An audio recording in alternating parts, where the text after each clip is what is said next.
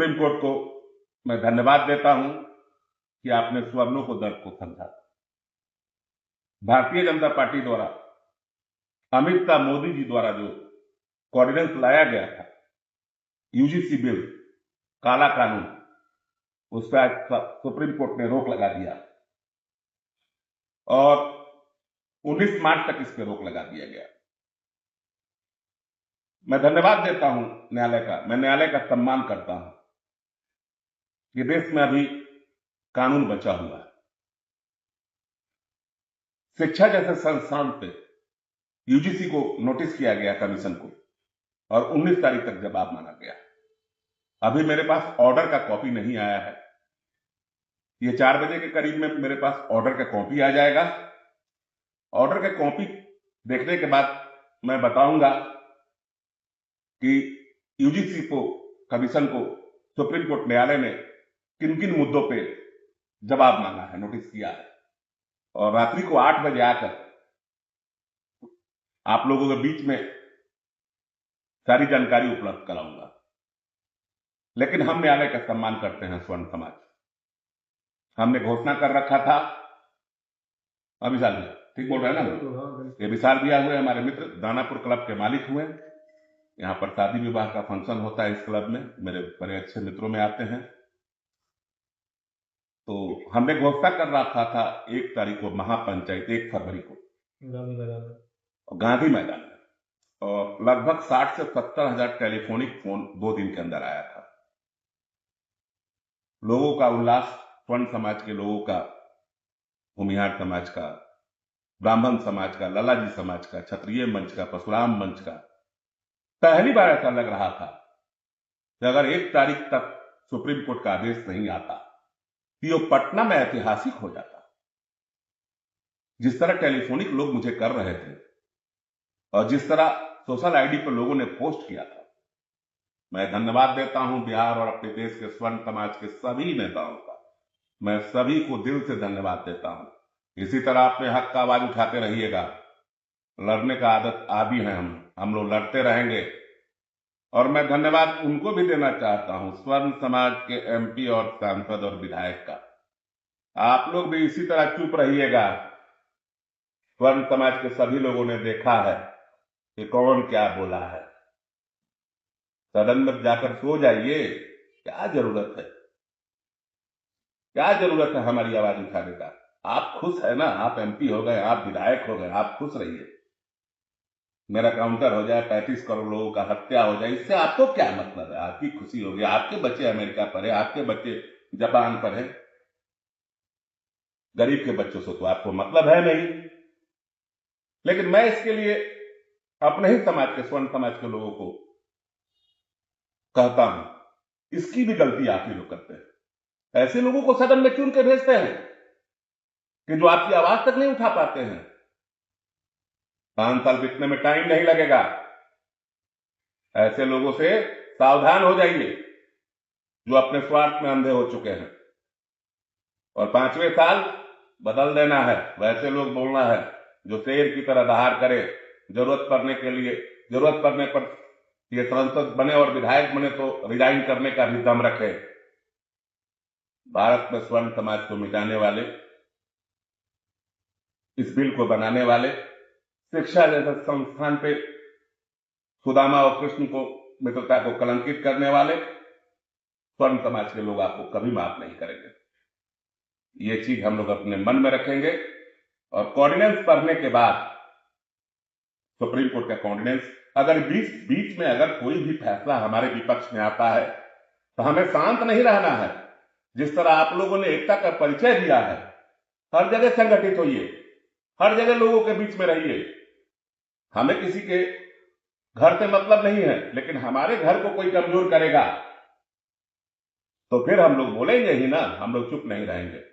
मैं सभी स्वर्ण समाज के साथियों को, मैं सभी समाज के माताओं बहनों को, सभी को मैं अभिवादन करता हूं कि आपकी लड़ाई थी, आपके दम की लड़ाई थी। आप लोगों ने जिस तरह देश भर में आवाज उठाया, सुप्रीम कोर्ट न्यायालय को सुनना पड़ा। अगर इसके विरोध में अगर कोई भी कानून पास किया जाता है, अगर शिक्षा जैसे संस्थान में, खेल जैसे संस्थान में अगर पास किया जाता है तो कल भी हम विरोध करेंगे, हम रहें या ना रहें, मुझे उससे मतलब नहीं है, लेकिन हम उनको भी नहीं रहने देंगे जो हमें नहीं रहने देना चाहते हैं, हम उनको भी मिटा देंगे। अभी भी आवाज दे रहे हैं। जिस स्वर्ण समाज ने आदरणीय मोदी जी, आदरणीय अमित शाह जी को राज तिलक लगाया, अगर उस स्वर्ण समाज को अगर आप लोग मिटाना चाहते हैं, भारतीय जनता पार्टी के आपसी मतभेद को 35 करोड़ का स्वर्णों का अगर आप स्वीकार करना चाहते हैं तो इतिहास पढ़ लीजिएगा मोदी जी, शाह जी, कि हमने शुरू से ही बलिदान और त्याग किया है, हमारे इतिहास में रहा है। बलिदान त्याग करने की बात आएगी तो स्वर्णों के बच्चे के खून कमजोर नहीं है।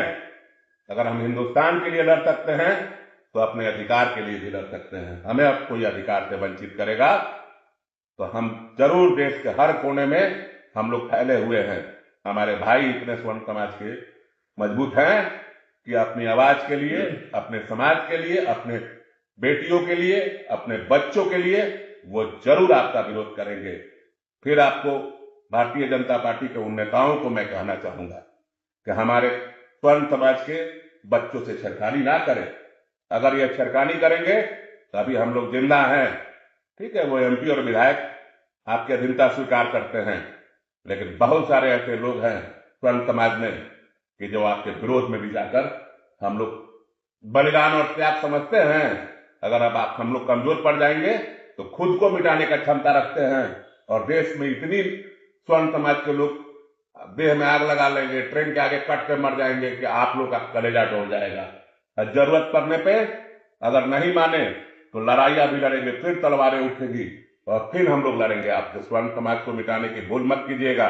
मैं फिर से सुप्रीम कोर्ट को धन्यवाद करता हूं, मैं सभी भाइयों को धन्यवाद करता हूं, मैं न्यायालय के सुप्रीम कोर्ट पर बैठे मीडिया बंधु को भी मैं धन्यवाद करता हूं। मेरे आवाज के बाद आपने जिस तरह स्वर्ण के मीडिया बंधुओं को, सभी को मैं धन्यवाद करता हूं। हमें ओबीसी से कोई आपत्ति नहीं है, हमें एसटी एससी से कोई बात नहीं, हम तो कल भी आपके समर्थक थे। हम लोग तो आपको बसाते हैं, हम लोग तो चाहते हैं कि हम लोग एक साथ बैठे, हम लोग एक साथ खाएं, हम लोग एक साथ बोले, पहले की तरह जैसे महाभारत और रामायण में सभी शूद्र के बच्चे और सभी स्वर्ण के बच्चे एक साथ बैठ के शिक्षा ग्रहण करते थे। उस समय कहां कोई कानून होता था। आप लोग भी समझदार बनिए, हम लोग हाथ बढ़ा रहे हैं, हम लोग भी चाहते हैं कि आप लोग आगे बढ़िए। कहां हम लोग 33% में हम लोग जाकर किसी को गाली गलौज या मंडल आयोग का विरोध करते हैं। हम लोग चुप हो गए। आपको लोगों को लगता है कि हम लोग शोषित हुए हैं, तो स्वर्ण समाज शोषित नहीं किया है।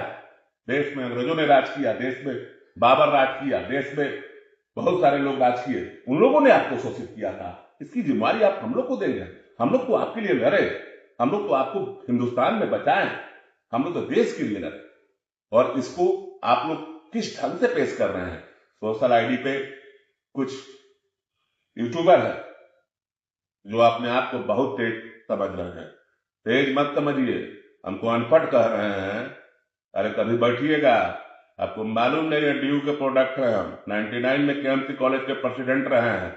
आपके जैसे स्टूडेंट मेरे क्लास में बैठते हैं, हम प्रिंसिपल आपके होंगे।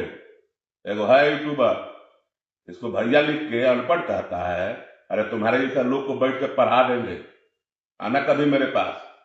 तुमको इतिहास का मालूम क्या है, खाली चिरा कर पैसा कमाते हो। हम तुम्हारा नाम भी नहीं लेंगे कि तुम्हारा नाम लेने से मेरा जबान गंदा हो जाएगा। जल्दी मुलाकात होगी। अनपढ़ नहीं है, कितना पढ़े लिखे हैं हम तुमको बताएंगे। हमको नहीं मालूम है कि हम पढ़ाई करके ड्यू से आए, कराची जेबीएस कॉलेज से पढ़े, तब गरीबों के बीच में रहते हैं। तुम्हारे जैसा यूट्यूब और फेसबुक से पैसा नहीं कमाते हैं, देख लेना। अगर 1 रुपया भी कमाते हैं तो मेरे औलाद से परे, मैं कभी भी यूट्यूब फेसबुक से पैसा नहीं लेता हूं। अगर जिस दिन यूट्यूब चैनल लॉन्च भी करना होगा तो मैं पूरे समाज के सामने लॉन्च करूंगा और कहूंगा कि इसमें 1-1 रुपया जो आएगा वो गरीबों के बीच में जाएगा, और 1-1 चीज का ब्यौरा दूंगा। उससे मेरा खर्चा नहीं चलता है। भगवान ने 2 हाथ दिया है, 2 पैर दिया, तुम्हारे घर का खर्चा चलता होगा तो 1.5 का घर का खर्च मैं कमाकर अपना जिंदगी गुजारता हूं। और तुम अभी बहुत सोचने में दूर हो, अनपढ़ कहते हो, पढ़ाई का मतलब समझते हो। जब मन करता है जो लिख देते हो, नहीं बोलते हैं तो हम नहीं बोलते हैं तो इसका मतलब हम तुमको कमजोर समझते हो? अरे गलती से तुम्हारा नाम बोल देंगे ना तो टाइम गीला हो जाएगा, अगर तुम्हारा नाम नहीं बोलेंगे तो लाइक तुम हो नहीं। बाकी बहुत बहुत न्यायालय को धन्यवाद है। क्या विशाल भैया, आपको कैसा लगा? बहुत बहुत इस बढ़िया। फैसले से आप भी खुश होंगे, बहुत सब कोई खुश है क्योंकि आप भी क्योंकि चाहते थे कि शिक्षा जैसे लोगों पे शिक्षा में तो भैया वैसे भी मतलब नहीं राजनीति करना होना नहीं चाहिए। चाहिए। आपके भी क्लब में हर कास्ट के लोग आते हैं, बिल्कुल बिल्कुल, देखिए आपकी तरह हमको कुर्सी पर बैठा है उनको भी बैठाते हैं, उनको भी कॉफी भैया पिलाते हैं। कहीं कोई मतलब भेदभाव है ही तो नहीं। क्यों ये ऐसा सब ये भेदभाव? सब ये भारतीय सब जनता पार्टी ऐसा ये भेदभाव सब क्यों हाँ, कर ये रही सब है? राजनीति गंदा राजनीति हो रहा है। और शिक्षा जगत में तो वैसे भी कोई मतलब ये सब आरक्षण होना ही नहीं चाहिए। जो जिसका जो प्रतिभा है एग्जाम दे, पास करे। और किसी का मतलब क्या ओबीसी हो या SC ST हो, किसी के साथ मतलब गलत दुर्व्यवहार नहीं होना चाहिए, चाहे किसी समाज किसी जात का हो। बस तो हम एक लोग तो यही चाहते ही थे कि जैसे सबका प्रतिनिधि बनाया जा रहा है तो समान समाज का ही बना दीजिए।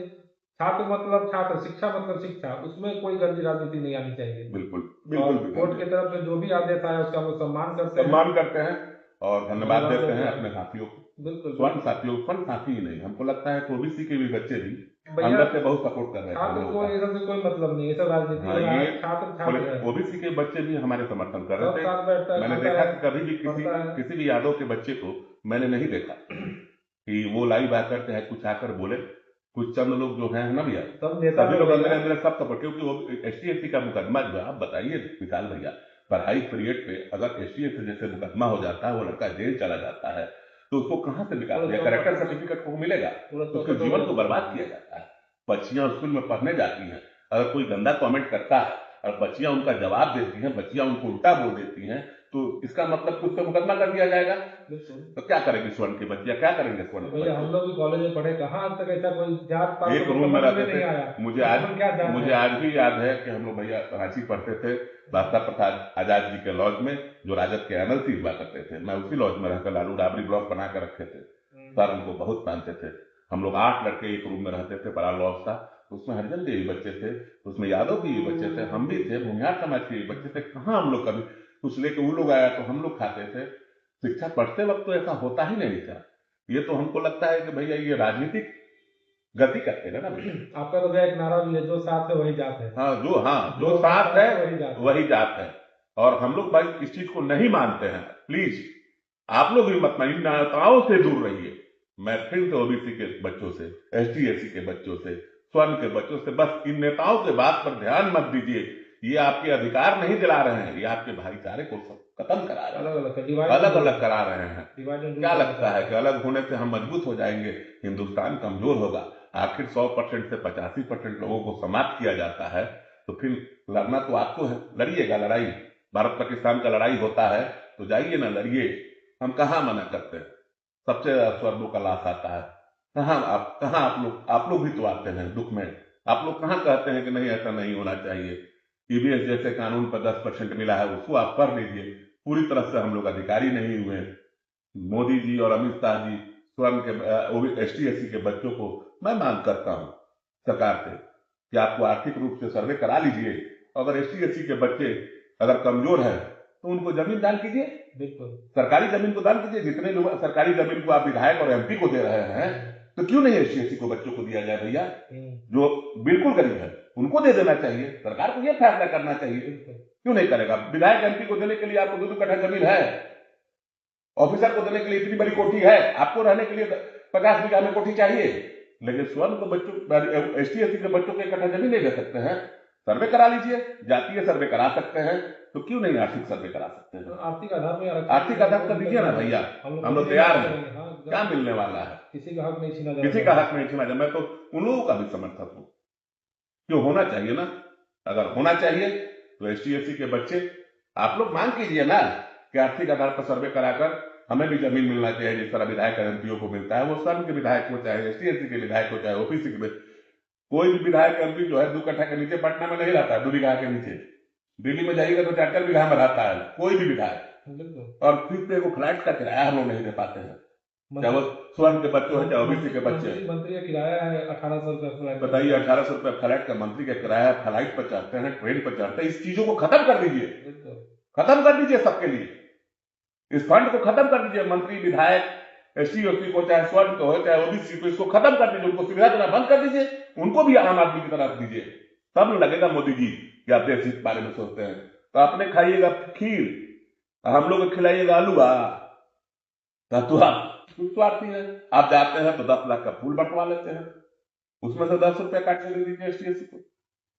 चुनाव में इतना खर्च होता है, सभी का जांच कराइए। कौन गरीब का सुन कहाँ मिल गरीब का सुन कहाँ रहा है? 10,000 रुपया देकर बेवकूफ बना दिया जा रहा है। पर आप लोग बेवकूफ बन रहे हैं, आप लोग सरकार को समर्थन दे रहे हैं तो देते रहिए। हम भी एनडीए का समर्थक है, हम तो समर्थन करते हैं, हम लोग एनडीए का समर्थक है। लेकिन मोदी जी, शाह जी, कम से कम ये भी सोचिए कि सब हटा दीजिए ना, विधायक मंत्री एमपी एमएलए को जितना ही फोर्स गार्ड देते हैं, टोए सुनाई देता है।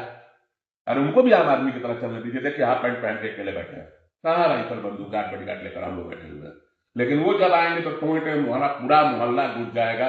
पूरे लोग, चाहे ओबीसी को लोग है, चाहे स्वर्ण के लोग है, उनकी नींदें उड़ जाती है। टोए करियक्का पियक्का वर्दी इतना ना करने लगा विशाल भैया कि आधा लोग सारा प्रोटोकॉल, किसी शादी में जाएंगे तो ठेला ठेली शुरू हो जाता है। उनको भी आम आदमी की तरह चलने दीजिए, तब ना लगेगा कि हाँ हिंदुस्तान को आप सामान्य देख रहे हैं। तो सामान्य सिर्फ आम लोगों के लिए रहेगा, बड़े लोगों के लिए नहीं रहेगा, एमपी विधायक के लिए नहीं रहेगा, प्रतिनिधि के लिए नहीं रहेगा, सबके लिए कीजिए, सबके लिए कीजिए। उस दिन लगेगा कि भारतीय जनता पार्टी अच्छा काम कर रही है, और उस दिन और पूरा हिंदुस्तान समर्थक हो जाएगा आपका।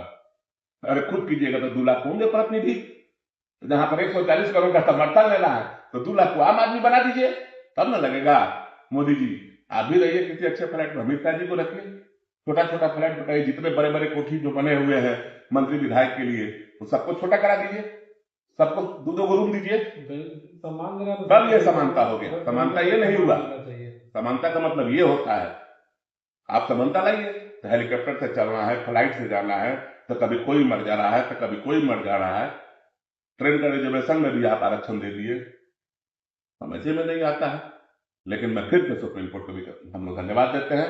स्वर्ण एकता जिंदाबाद, स्वर्ण समाज जिंदाबाद। जिस तरह आप लोग अपने अधिकार के लिए लड़े हैं, मैं आप लोगों को धन्यवाद देता हूं। ये हक की लड़ाई सिर्फ सुधीर सिंह की नहीं थी, विशाल सिंह की नहीं थी, ये पूरे स्वर्ण समाज के 35 करोड़ लोगों थी। आप लोग जागृत हुए, न्यायालय को सोचना पड़ा, हम न्यायालय को कोऑर्डिनेंस लेना पड़ा, पटिशन लेना पड़ा, और जिस तरह रोक लगाया गया है, मैं फिर से सुप्रीम कोर्ट वाले 1 तारीख को जो हमारा महापंचायत गांधी मैदान पटना में है, हम लोग न्यायालय को सम्मान करते हुए उस महापंचायत को कुछ दिनों के लिए टालते हैं। अगर फैसला हमारे पक्ष में विरोध में फिर जाता है, इस बार जो महापंचायत होगा वो पूरे पटना देखेगा, पूरा बिहार, पूरा देश देखेगा। अगर हमारे फैसला शिक्षा जैसे संस्थानों में हमारे फैसला पक्ष में आता है तो निश्चित है कि महापंचायत नहीं होगा। नहीं तो फिर से हम लोग अंदर अंदर तैयारी करेंगे, हम लोग इंतजार करेंगे, स्वर्ण समाज इंतजार करेगा कैसा कौन। तो मैं अपने भाइयों से, स्वर्ण भाइयों से यही कहूंगा कि काफी लोग को यह वीडियो जा चुका है भैया, लगभग लोग कहीं बाहर से, बिहार के हर कोने से आने के लिए तैयार थे। तो इस वीडियो को इतना शेयर कीजिए कि 1 तारीख को जो 1 बजे गांधी मैदान में हम लोग जो महापंचायत रखे हुए थे स्वर्ण समाज को, उसको कैंसिल किया जाता है, उसको तत्कालीन रद्द किया जाता है। न्यायालय का सम्मान करते हुए हम लोग इसको रद्द करते हैं। और आप लोग इस वीडियो के जरिए प्लीज मेरे भाइयों, मेरे साथियों, मेरे स्वर्ण समाज के भाइयों, इस वीडियो को शेयर करके, अगर कोई पटना गांधी मैदान अपने खर्च पे आता है, अगर औरंगाबाद से आता है, भागलपुर से आता है, कहीं से आता है, तो मैं नहीं चाहता कि उनका पैसा बर्बाद हो। तो इस वीडियो को जरूर शेयर कर दीजिएगा कि वो कम से कम हमारी आवाज को सुन के वो नहीं आए। और जहां पर भी आप लोग हैं संगठित होते रहिए, न्यायालय का फैसले का इंतजार करते रहिए। जैसे ही न्यायालय का फैसला आएगा 4-5 बजे के करीब में हमें ऑर्डर शीट मिल जाएगा, मैं 8 बजे लाइव आकर यूजीसी कमीशन को किस मुद्दों पर नोटिस किया गया है आप लोगों को बीच में जानकारी दूंगा। मैं और मेरा मित्र विशाल सिंह दानापुर, मैं सभी लाइव में जुटे अपने साथियों को धन्यवाद देता हूं। सभी स्वर्ण साथियों को स्वर्ण एकता जिंदाबाद, धन्यवाद न्यायालय।